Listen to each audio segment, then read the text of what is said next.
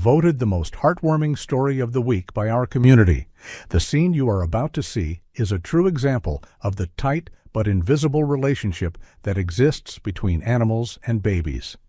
Some deem this strange connection to the fact animals don't see babies as a threat, and they might even activate their familiar impulses. Some even go as far as telling it's the purity of their souls what brings them together in a bond we adults are not able to see. And for you, what is it that brings animal and babies together? The following scene was caught by the camera of a nanny monitor last month. In it, toddler Phineas moves around his bed, clearly uncomfortable and on the verge of crying. Not even his colorful sheets or his multiple toys are able to calm him down, but before breaking into tears, the camera catches little Phineas looking for something on the feet of his bed. That something is Brutus, his very own big brother. Brutus, woken up by Phineas's noise, rises up from his bed. A dog bed, that is because Brutus is a boxer. And while Brutus follows Phineas with his eyes as the little boy walks around his toddler bed, we could almost swear that the two of them are communicating in a language we adults cannot understand. Something changes in Phineas's attitude. He stands still for a minute before crawling to the edge of the bed and moving to the floor, where he is received by an enthusiastic Brutus that licks his face repeatedly. As the kid and the dog walk together, we cannot help but wonder what kind of adventures they are going through in their minds. But finally, they stop at Brutus's bed. Once again, the dog licks the kid's face, and then he circles around his large dog bed. With little steps, he goes once and twice around the bed, as he reportedly always does, and then he lies on top of a pillow Phineas brought to him. What follows will melt your heart, as little Phineas pets Brutus, and he too circles the dog bed too many times, repeating his brother's behavior before falling asleep on the bed, using his canine buddy's back as a very soft and very warm pillow. And so this scene comes to an end, as Phineas and Brutus sleep calmly and surely dream of very beautiful things. But hold tight, because that's not all. On the contrary, according to Paula Knudsen, mother of Phineas and Brutus, this was the first time she had managed to record their children's sleep on a camera.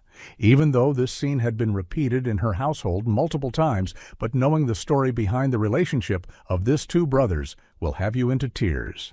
So listen carefully, hold on to your furry friend, and welcome to Wonderbot Animals, where the wildest stories of the animal world come to life. Miss Knudsen's life was not an easy one, although now she seems as happy as anyone can be. Her story is one of a hardship after another, in her own words. "I guess I have always been an unlucky person, but my whole life I've tried to move through it all with a prayer and a smile on my face," Knudsen says. "It hasn't been easy, really, but now that my angels are here, little Phineas and Brutus, I feel as if things are getting better. Even if it's bit by bit. I mean it when I say they are like angels to me. Even though I'm the one that's taking care of them, they're the ones that are actually saving me." After her husband's death, Paula entered in a state of shock. She reports having forgotten the way things smelled or tasted, the flow of time, and even the colors of the sky. She was clinically depressed and completely afraid of stepping out of her home.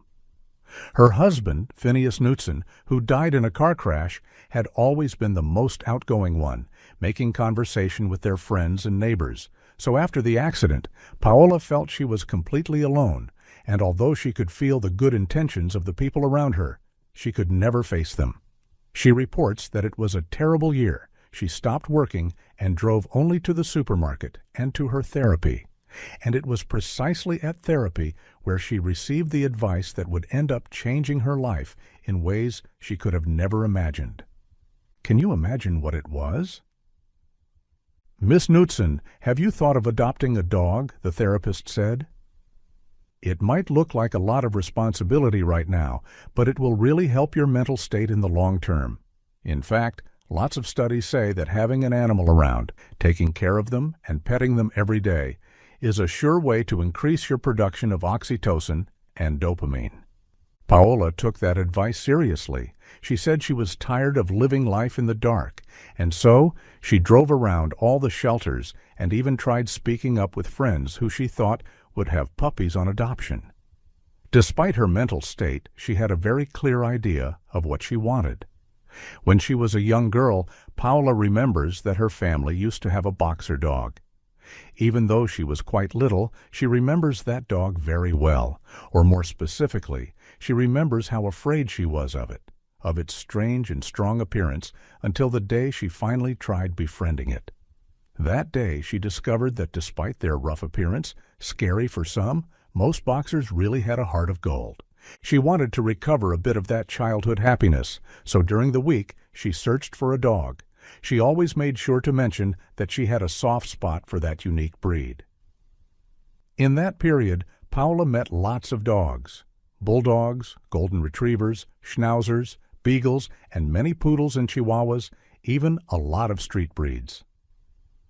She made sure to always have an open heart, but also a responsible mind.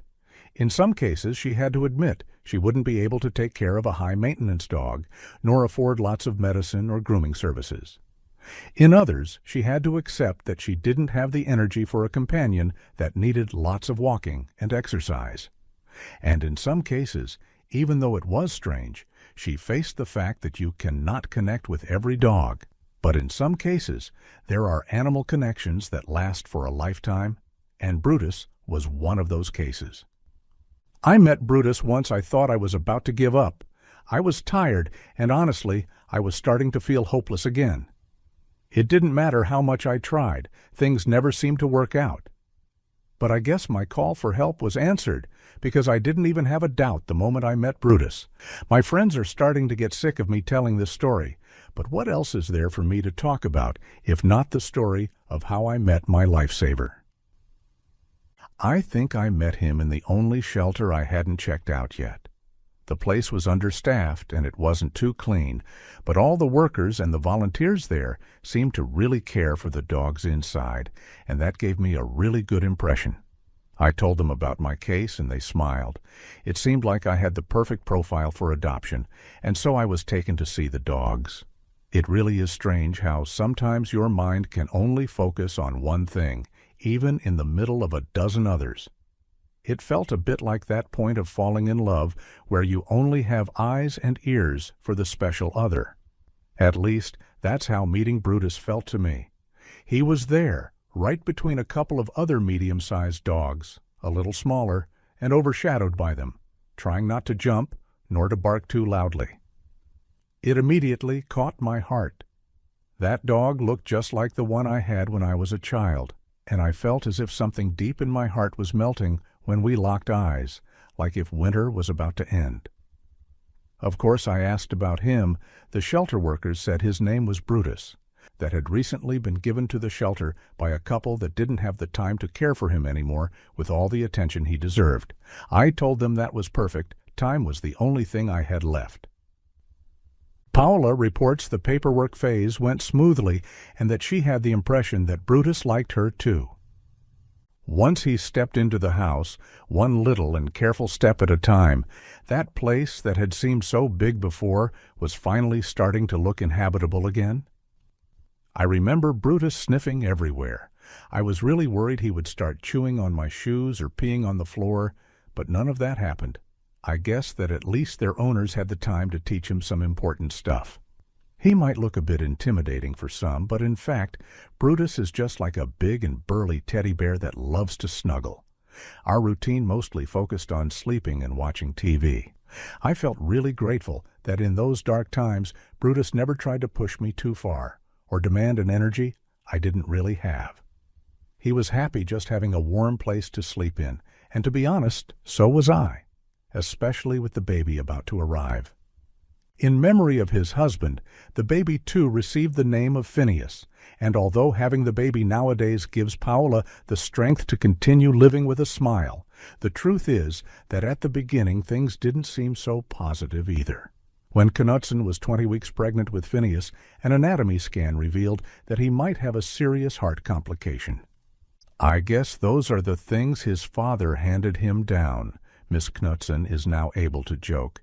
His hair, his eyes, and a weak but very noble heart. We were extremely lucky to have found out before it was too late. Otherwise, he wouldn't have been able to sit around us like he is doing now. And so, just a couple of weeks later, Paola was able to return back home and introduce her two children to each other. She confesses she was scared, afraid that Brutus wouldn't know how to share her attention with the baby. But instead, something even more unbelievable happened. I know I shouldn't say this, but I have to admit that my Phineas gets scared a bit too easily. I remembered he didn't stop crying for a single minute the time I finally was able to bring him back home. I held him in my arms, but he kept crying and crying. Maybe he was overwhelmed by the outside. I don't blame him, considering how much time he spent at the hospital. But what was really strange was how he immediately stopped crying after I opened the door.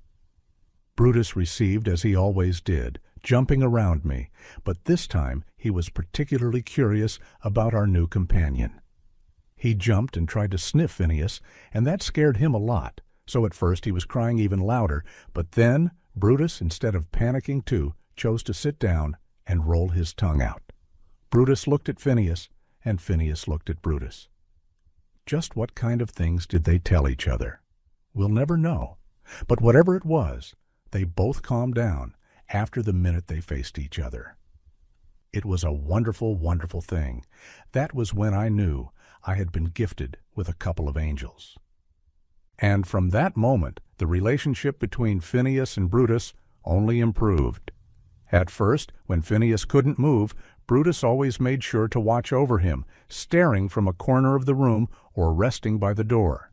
But as Phineas grew into a curious toddler, it was as if Brutus knew his little human brother needed extra close supervision.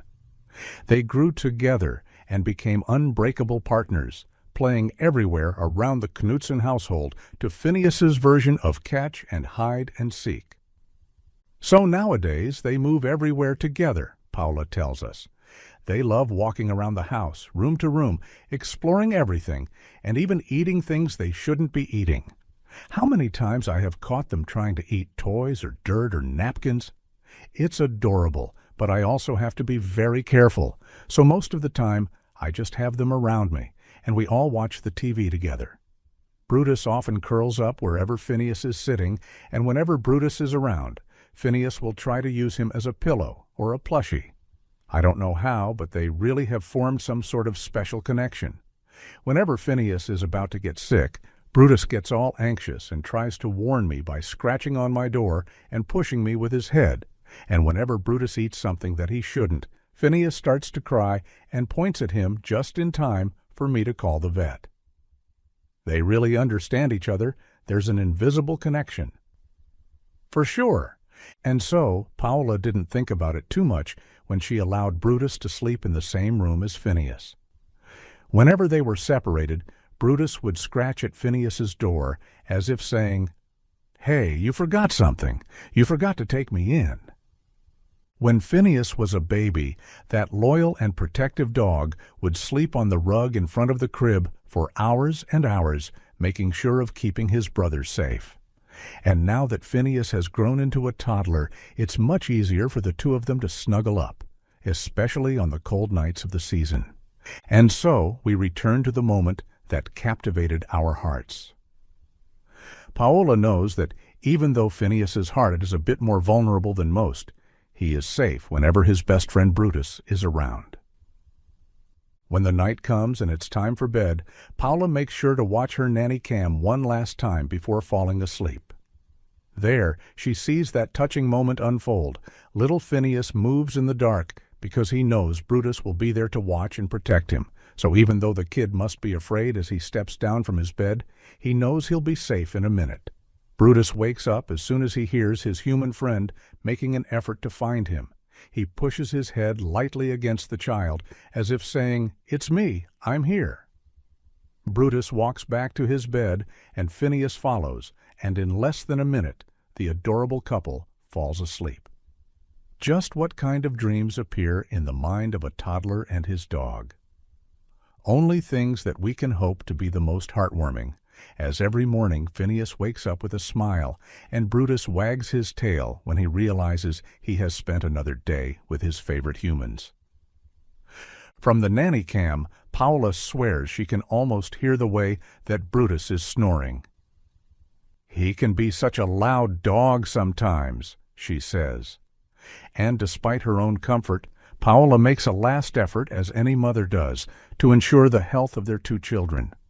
She gets out of bed and goes into her closet to grab Phineas's other favorite bedsheet, walks on her tiptoes, as silent as she can be, and opens the door. Her heart melts as she sees the unlikely brothers resting against the other, only peace in their faces. Paola kisses her foreheads tenderly and with love, and she brushes Brutus's fur and Phineas's hair as she covers both of them with the warmer sheet. "I have to say," Miss Knudsen says with tears in her eyes, "I never imagined that things could be so peaceful. Little by little, I feel like my family is giving my life back to me. We can struggle with so many things, but I feel that it's so important to realize that no matter what, we are never alone, and in the most unexpected ways, there can be an angel that's coming our way." Knudsen's life has been filled with warmth and happiness, knowing that Phineas has the most loyal of friends and protectors right at his side. For Phineas, wherever the child walks, Brutus will follow, and whatever he drops, he knows that the dog will pick it up. And for Brutus, whenever he needs pampering, he knows that he can ask for tenderness with a light scratch and a wag of the tail. "I can't wait to watch them grow up together," Paola says. "Just what kind of adventures will they have? I just know that a bond like this can mark you for a lifetime. I can't thank Brutus for all he has done for us, but he's a very humble dog. He doesn't ask for much other than snuggling while watching the TV and being fed every day." Could you believe that a dog in the right place can change your life? Have you ever made a connection like Phineas and Brutus's? Stay tuned, and don't forget to follow our channel for more animal news.